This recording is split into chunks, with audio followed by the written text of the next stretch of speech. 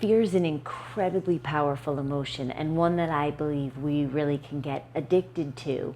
And why would we get addicted to fear? Well, one of the main parts of our body and our nervous system is to let us know, diagnose, are we alive? Are we okay? So coursing fear through your body is a really good, powerful way to let your brain know that, yeah, we're alive here, we're feeling something. And we certainly have enough of that going around. It's almost like a virus, and it's like an addiction that is contagious as far as the human collective. It's something that we can all relate to. But that doesn't necessarily mean that that's how we want to live our life. So it's a strange sort of counterintuitive. You don't want to be in fear constantly, yet your body has this addictive behavior toward identifying, yes, I'm alive and I'm feeling, and that surge actually has this kind of addictive component to it.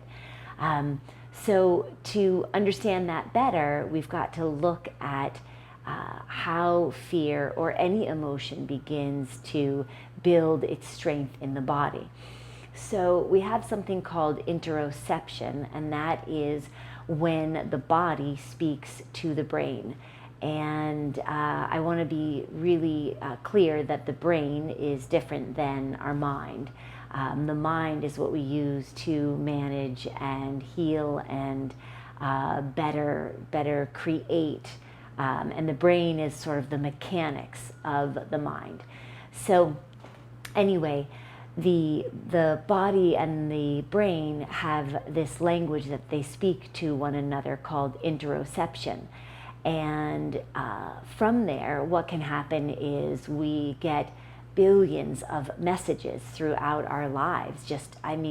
We've got 40,000 neural impulses per second coming in to our brain, which is so incredible. And so when we have situations in which we are really, where there's any kind of thought that creates that production of fear, the fear emotions, what can happen is the brain, trying to be as efficient as it can be, actually categorizes that, and you begin to learn. There's like a looping where you learn from that thought. So let's say you are misbehaved, and you then get in trouble, and you have this emotion of fear that's all categorized into these thought stacks. And then this thought stack begins to teach you what not to do. It sets your nervous system up so that you don't do those things. And how it does it is it just reminds you of that fear until there's a neural pathway. And then it becomes a habit not to do what it was that you did. However, what you did was something at 2 or 3 or 4 or 5 years old, and you might have even done nothing wrong, but you had a difficult parent or a difficult teacher, or somebody was in a bad mood, and all of a sudden you become limited, more limited and more limited.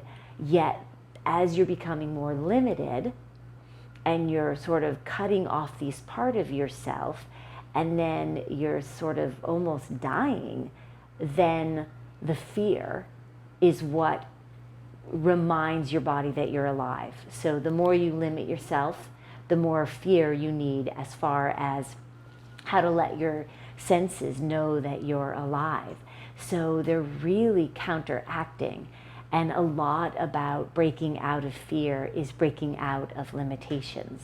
And so the way you do that is to actually use your mind to go in and find those neural pathways.